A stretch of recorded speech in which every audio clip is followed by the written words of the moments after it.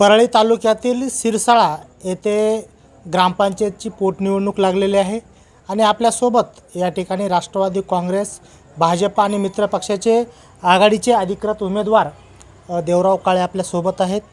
नाव सांगा तुमचं. देवराव हनुमंतराव काळे. तुम्ही या ठिकाणी सिरसाळा ग्रामपंचायत पोटनिवडणुकीसाठी या ठिकाणी उमेदवार आहेत. तर चिन्ह कोणतं आहे आपलं? गॅस चिन्ह आहे. मी सरपंच पदासाठी उभा आहे. बरं, काय आव्हान करायचं आहे आज जनतेला? सिरसाळ्यातील जी जनता आहे या जनतेला आपण सरपंच पदाचे आपण उमेदवार आहेत, काय आव्हान करायचे आपल्याला? 28 तारखेला माझ्या गॅस सिलेंडर या चिन्हासमोर बटन दाबून प्रचंड मताने विजयी करावे ही विनंती. या गावचे जे माजी सरपंच रामदादा किरवले आहेत. दादा, या ठिकाणी आपला खंबीर पाठिंबा देवराव काळे यांना आहे आणि त्यांच्यासोबत राहून गावच्या विकासासाठी आतापर्यंत आपण अहोरात्र काम केलेलं आहे. तर काय नेमकं हा चेहरा जो आपण या ठिकाणी ग्रामपंचायत निवडणुकीसाठी निवडलेला आहे, काय सांगायचं आहे? कशा पद्धतीने या निवडणुकीला आपल्याला सामोरं जायचं आहे?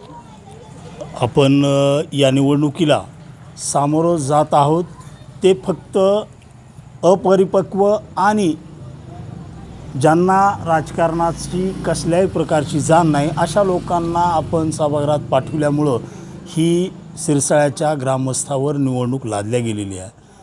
आणि याच बाबीचा सर्व सुज्ञ मतदारांनी विचार करून जाती धर्माचा किंवा पंथाचा विचार न करता त्यांनी धर्मनिरपेक्ष अशा व्यक्तीला म्हणजेच राष्ट्रवादी काँग्रेस आणि मित्रपक्षाच्या आणि गावाच्या परिवर्तनवादी पॅनलसाठी मग विविध समाजातील सर्वच घटकांनी आदरणीय विद्यमान उमेदवार जे आहेत आमचे देवरावजी काळे यांना प्रचंड असा प्रतिसाद जनतेतून मिळत आहे.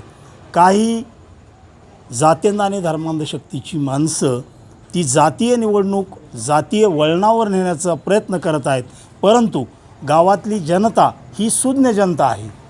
मग तिथं जातीचा धर्माचा विचार न करता ती देवरावजी काळे यांच्या पाठीशी आहे. जनतेनं देवराव काळे यांना का स्वीकारावं असं तुम्हाला वाटते? कारण ते उच्च शिक्षित असून ते यापूर्वी देखील सिरसाळा ग्रामपंचायतचे उपसरपंच होते, ग्रामपंचायतचे सदस्य होते, सेवा सहकारी सोसायटीचे सदस्य होते. अशा अनुभवी आणि गावातील विकासाच्या प्रश्नांची जाण असणारा मग असा अनुभवी माणूस म्हणून आणि त्यांच्याकडे जो काही विकासाचा दृष्टिकोन आहे, विकास करण्याची जी क्षमता आहे, आदरणीय माजी समाज कल्याण मंत्री नामदार धनंजयजी मुंडे साहेब यांच्या नेतृत्वात गेल्या अनेक वर्षापासून ते काम करतात. आणि आज देखील आदरणीय साहेबांचा देवरावजी यांना पूर्णतः अधिकृतपणे पाठिंबा आहे आणि त्या पाठिंब्याच्या बळावरच सिरसाळा ग्रामस्थांनी ही निवडणूक स्वतः हातात घेतलेली आहे. आणि म्हणून 28 तारखेला गॅस सिलेंडर या चिन्हावर म्हणजे प्रचंड मोठ्या प्रमाणात लोक मतदान करून देवरावजी यांना निवडून देतील. त्यासोबतच परळी विधानसभा मतदारसंघाचे आमदार आदरणीय धनंजयजी मुंडे साहेब यांचे हात बळकट करतील असा हा मला विश्वास आहे. आणखी आपल्यासोबत या ठिकाणी सेवा सहकारी सोसायटीचे चेअरमन देखील आपल्यासोबत आहेत. एकूणच जर पाहिलं तर या ठिकाणी सिरसाळा नगरीमध्ये अनेक जाती धर्माची या ठिकाणी माणसं राहतात, मतदार बांधव राहतात. तर या ठिकाणी मतांची गोळाबेरीज जी आहे ते कशी असणार आहे? देवराव काळे हे जे उमेदवार आहेत, सरपंच पदासाठी उमेदवार आहेत, तर एकूणच मतांची गोळाबेरीज कशी आपण करणार आहेत?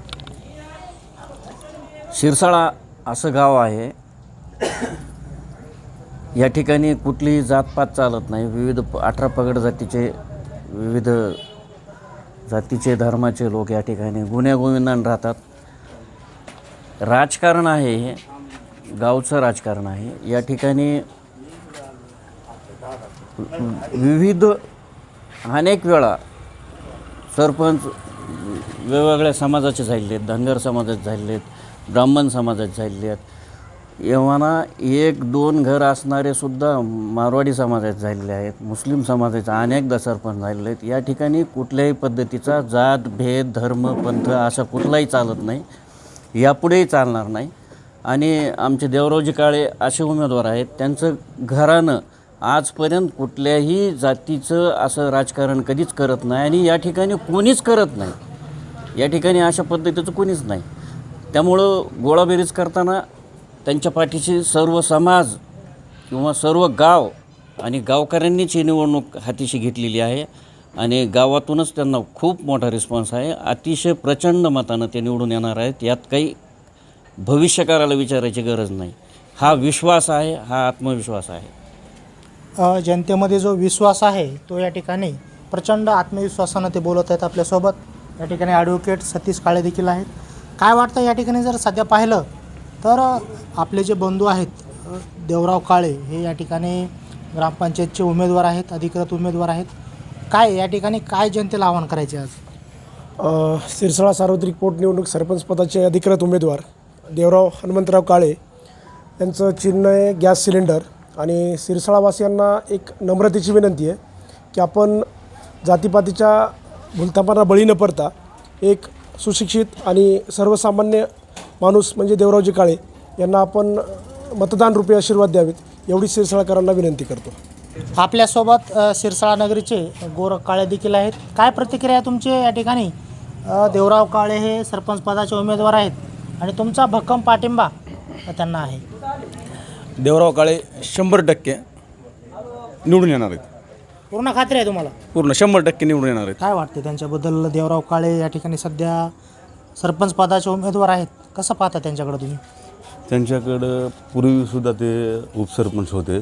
त्यांच्या त्या काळामध्ये त्यांना चांगला प्रशासकीय अनुभव आहे. त्यांनी लोकांचे चांगले कामं केलेले आहेत आणि त्यांचा मला एक चांगला अनुभव आहे की कुठल्याही जातीपातीचा माणूस असला तरी जी काही न्यायाची भूमिका आहे ते स्पष्ट मांडतात. हा त्यांचा सर्वात चांगला गुण आहे. आणि आत्तापर्यंत मी जे बघितले त्या हिशोबानं सांगतो की त्यांनी कुठल्याही जातीचा माणूस असला जर ते चुकीचं असेल त्यांच्या स्वतःच्या जातीचाही तर त्याच्याही विरोधात भूमिका घ्यायची त्यांची तयारी असते. हा सगळ्यात चांगला गुण आहे त्यांचा आणि प्रशासकीय कामाचा चांगला अनुभव आहे त्यांना आत्तापर्यंत जे केलेलं आहे त्यांनी. काय वाटतं निवडून येतील का ते?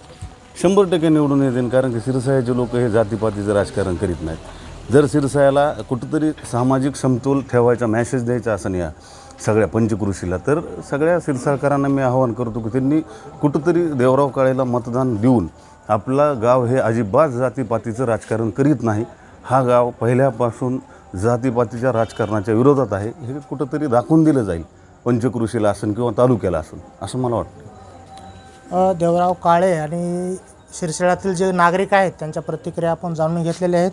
निश्चित या ठिकाणी येणाऱ्या काळामध्ये 28 तारखेला कशा पद्धतीनं त्यांना मतदानरूपी आशीर्वाद देऊन त्यांना गुलाल कसा लागणार आहे हे 28 तारखेला आपण पाहूयात. कॅमेरामन दत्तासह मी श्रीमंत Khandekar, news Maharashtra one channel.